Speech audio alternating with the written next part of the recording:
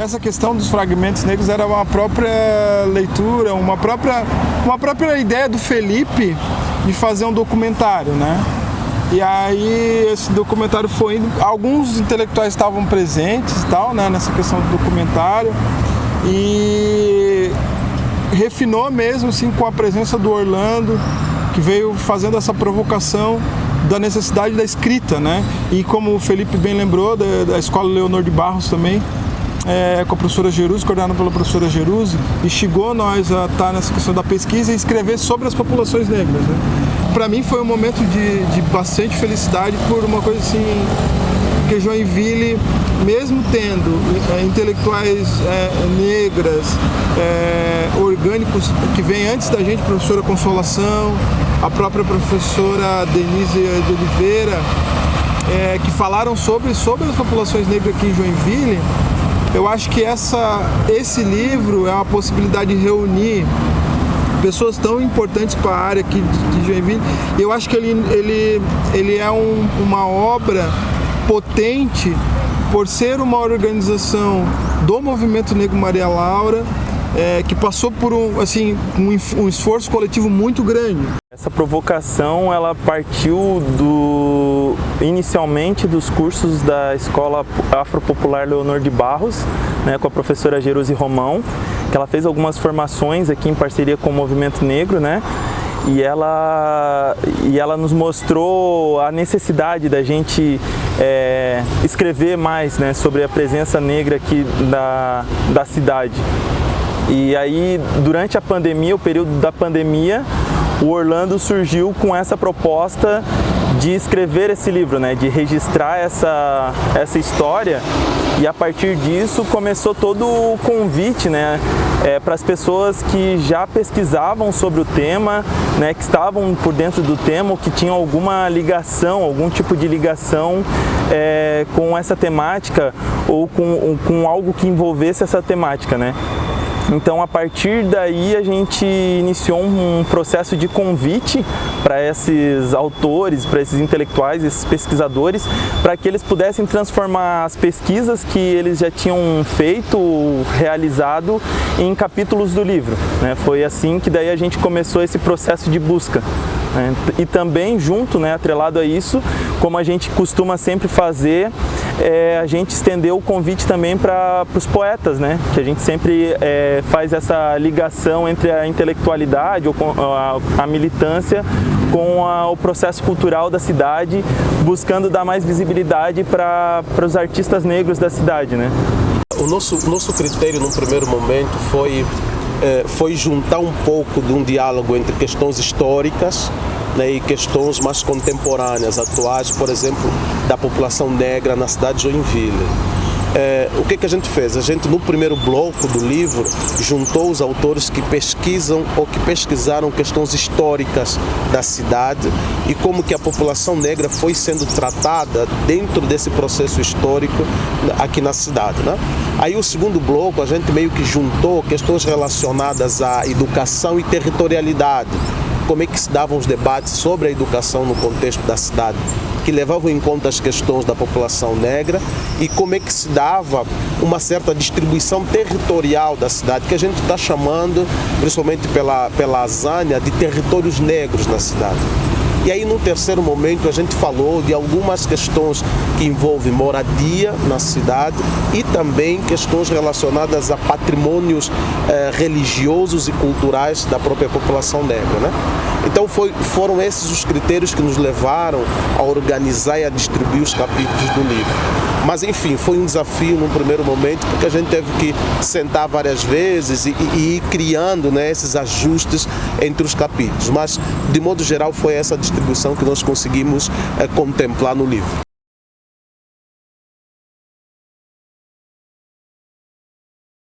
A pesquisa da Zânia, que tratou sobre territórios negros, ela vai abordar bastante questões. Mas é importante dizer que as populações negras em Joinville estão concentradas principalmente nas franjas, né? Com percentuais muito grandes, para além do que a cidade tem registrado, que é 13%, segundo o censo de 2010. E quando chega, por exemplo, em bairros como Jardim e Edilene, esse percentual vai para 45% da população negra, né? Então, não só o Jardim e Edilene, né? O Panaguamirim, o Fátima, o Ulisses Maranhão, esses mais concentrados na Zona Sul. E é importante dizer, não lembro se a Zânia tratou sobre isso, mas, por exemplo, as comunidades quilombolas, que são territórios negros também em Joinville, elas estão em Piraberaba, né? Então, a gente visualiza essa população negra, mesmo a cidade não falando sobre ela, ou falando muito pouco, ou falando para além de só meras pessoas estão lá, né? Eu acho que pensar territorialidade negra em Joinville é pensar essa população negra sendo fundamental para a construção dessa cidade, né?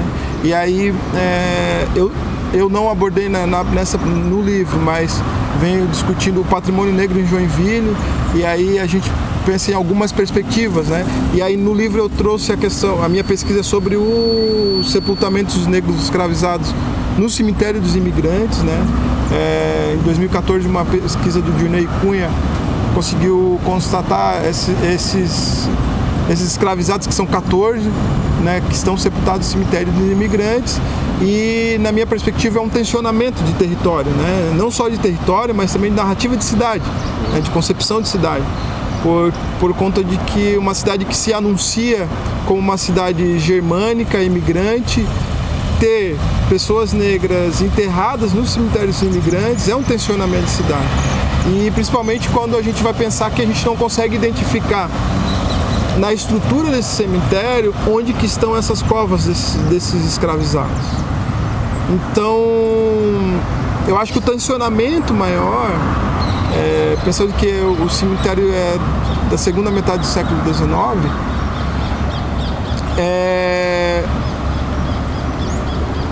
a gente pensar que Joinville, fundado em 1851, em 1972, se eu não me engano, o cemitério ele é constituído, ter a presença de escravizados lá sendo sepultados, diz muito sobre uma cidade, mas principalmente a história da cidade não falar sobre essa população lá enterrada, e não falar dessa população, e quando fala muito lateralmente, significa que tem uma operação histórica e intelectual que tentou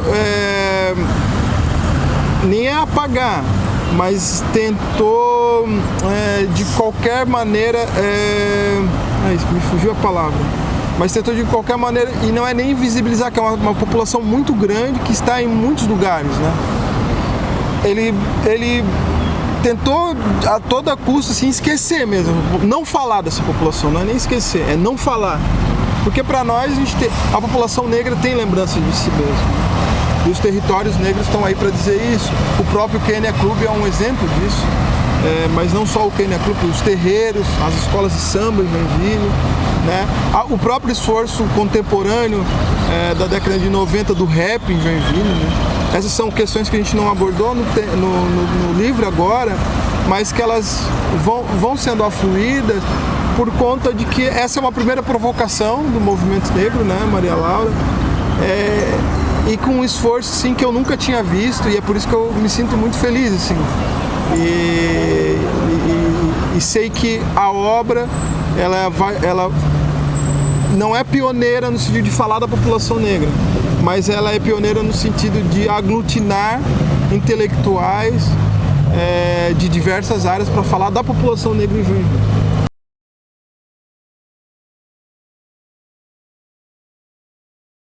Muitas pessoas elas não conseguem enxergar que é tudo interligado, né? Que essa história ela está interligada, ela não é feita pela metade, não é feita parceladamente, né?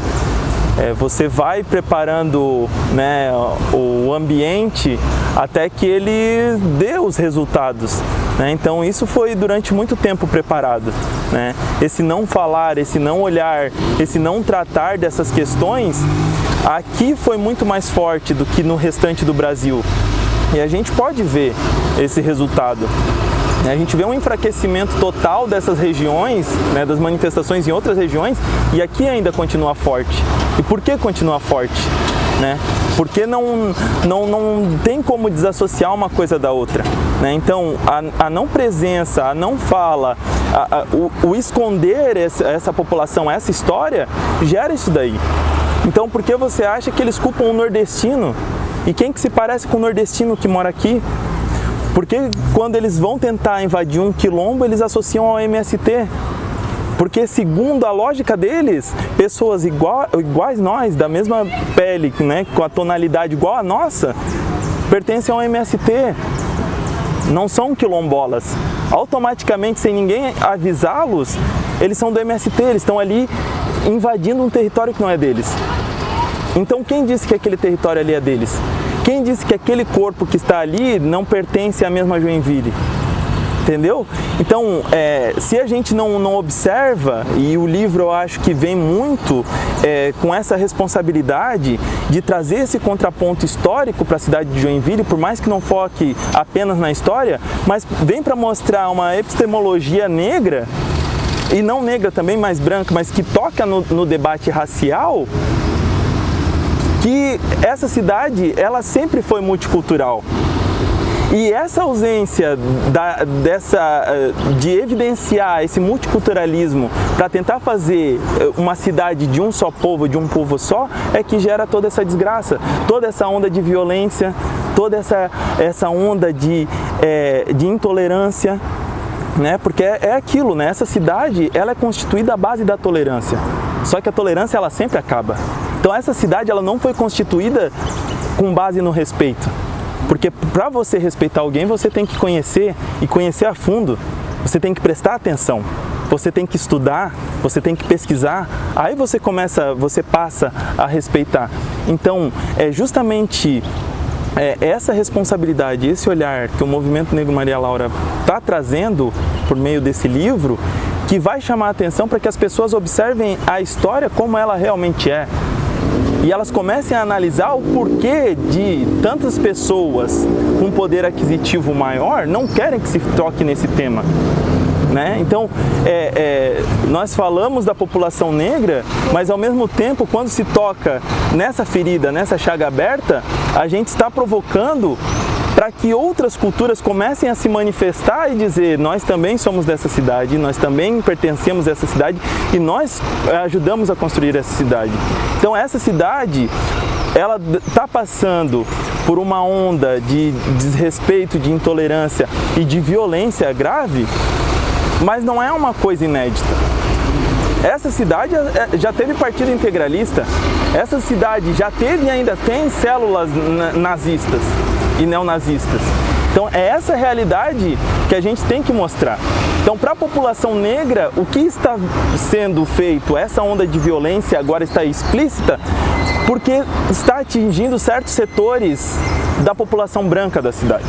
Mas esta realidade, esta onda de violência, a gente sempre vivenciou, a gente sempre teve contato, né?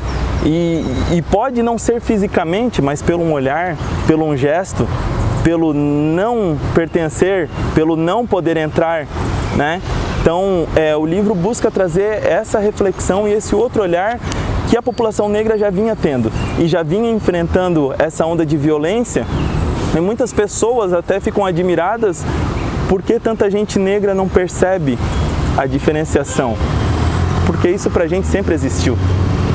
Né? Agora está explícito, agora tem uma câmera filmando e mostrando do que eles são capazes, mas a gente nunca duvidou do que eles foram capazes. Então, para esse momento, eu acho que a intelectualidade negra está no momento e no lugar certo, como sempre esteve.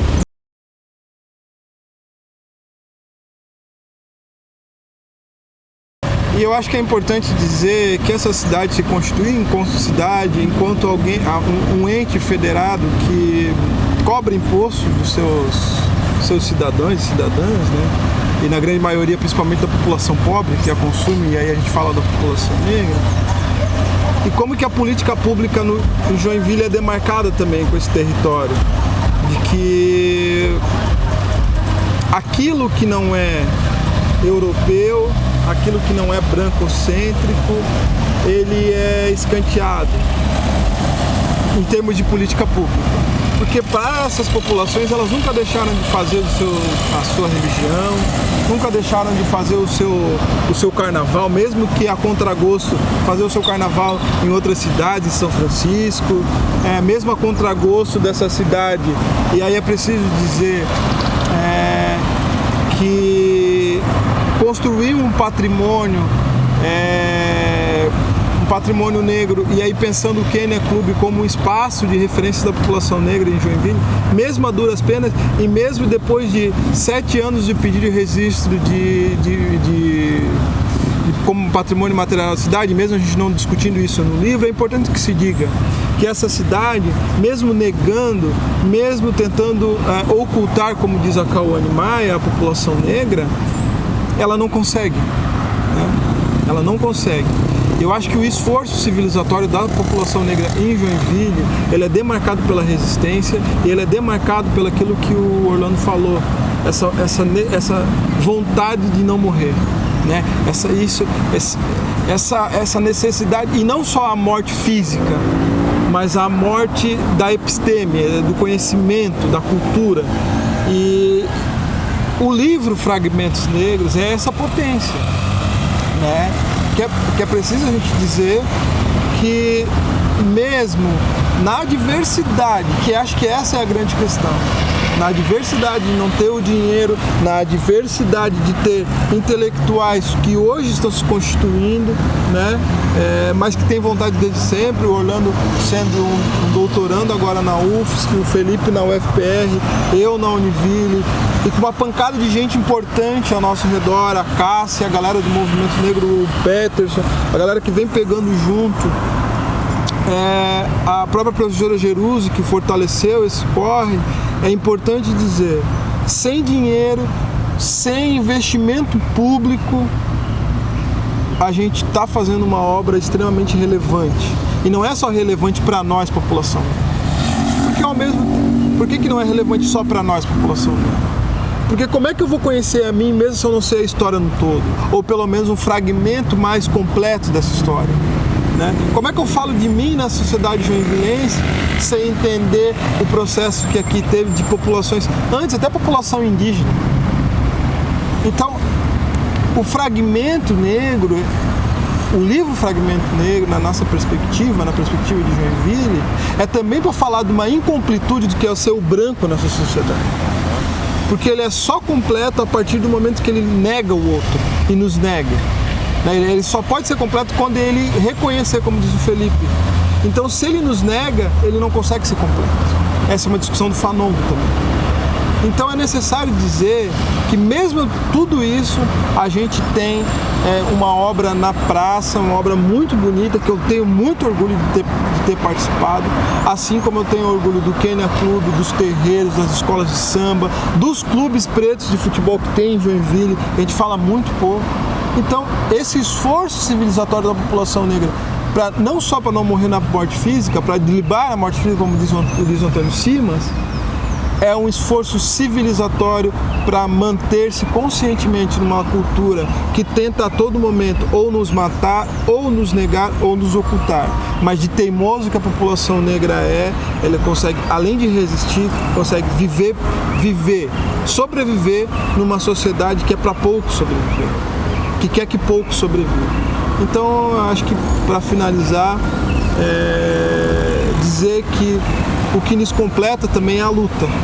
O movimento negro Maria Laura é completude pela luta e pelo esforço, e aí sim do nosso movimento, do movimento negro Maria Laura, de marcar a intelectualidade também nessa sociedade e o espaço de poder e tensioná-lo.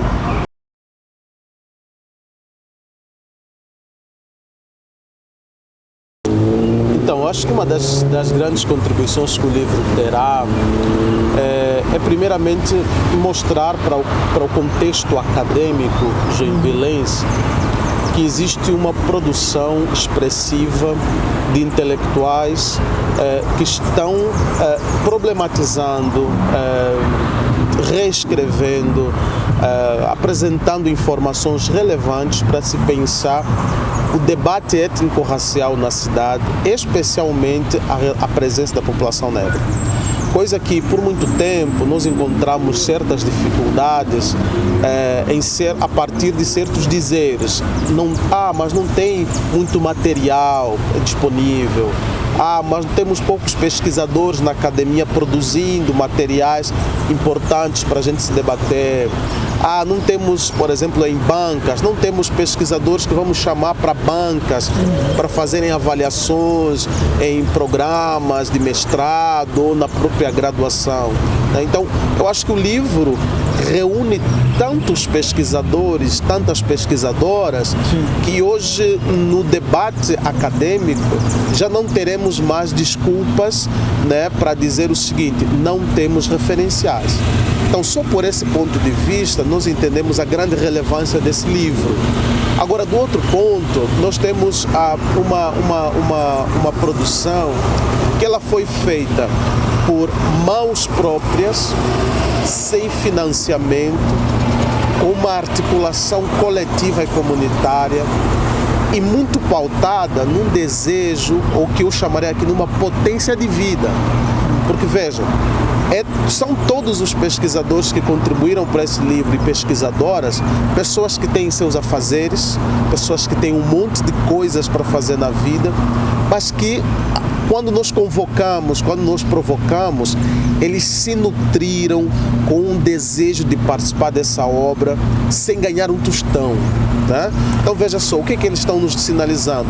Que é uma potência de vida por trás de todo um processo histórico que para nós negros foi marcada por uma potência de morte. Então, esses pesquisadores e pesquisadoras se reunirem sem nenhum retorno financeiro, sem qualquer prestígio público, inclusive sem qualquer reconhecimento acadêmico, no sentido de investimento de alguma instituição de ensino da cidade, mas se reunirem por livre vontade para produzir, escrever e colocar esse material na obra, sinaliza que é uma potência de vida muito gigante na nossa cidade, que é uma potência de vida por parte da população negra, que a despeito dos muitos processos históricos que nos convocaram à morte, ainda assim existiu em nós a potência de vida.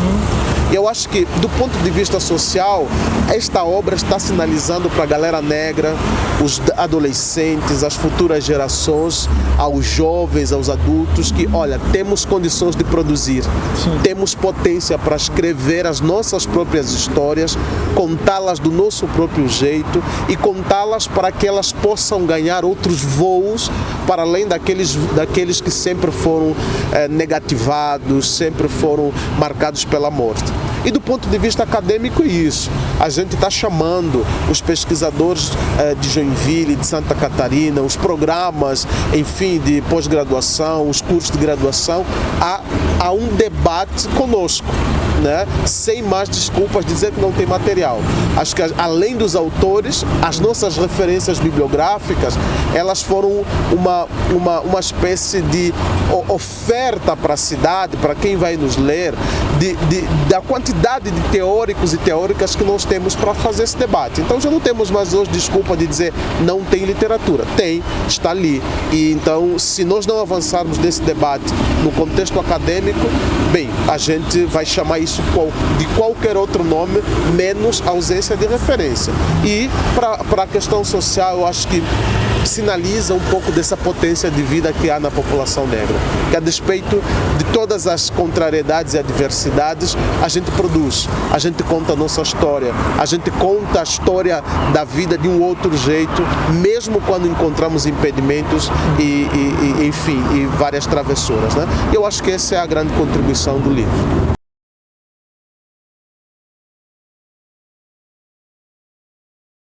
Neste sábado, dia 19 de novembro, a partir das 14 horas, na Sociedade Kenya Club, na Rua Botafogo 255, a gente vai estar lançando o nosso livro Fragmentos Negros para toda a população, um evento aberto, gratuito. Vai ter espaço para expositores, vai ter apresentações culturais, né? O pessoal dos poetas vão estar lá recitando alguns poemas que estão no livro, vai ter o DJ Lip, então muita música, muito debate, muitos contatos, então sintam-se convidados aí e conto com a presença de todos no dia 19, sábado, a partir das 14 horas no Kenya Club.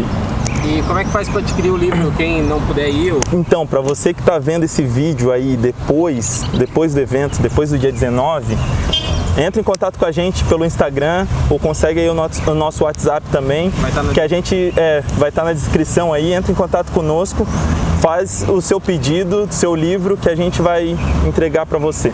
Pode ficar tranquilo.